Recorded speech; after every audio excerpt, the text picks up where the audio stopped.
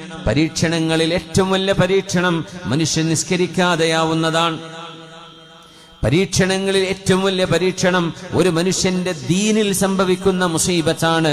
ഹലാലും ഹറാമും വിഷയമല്ലാതെയാവുന്നത്, നിസ്കാരം നഷ്ടപ്പെടുത്തുന്നതോ നിസ്കരിക്കാതിരിക്കുന്നതോ ഒരു ചിന്ത പോലും ആവാതെ മാറുന്നത്, ഇതാണ് ക്യാൻസറിനേക്കാളും വലിയ അസുഖമെന്ന് ആലിമീങ്ങൾ പറയാം.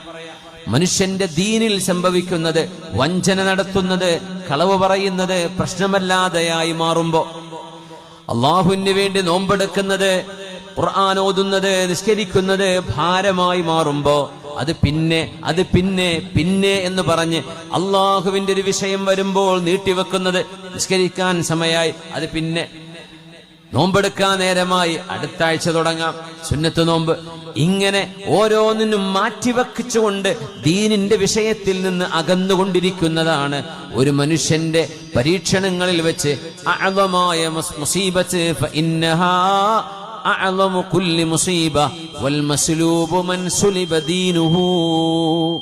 എല്ലാം നഷ്ടപ്പെട്ടവരെന്ന് പറയുന്നത് ദീന് നഷ്ടപ്പെട്ടവരാണ്.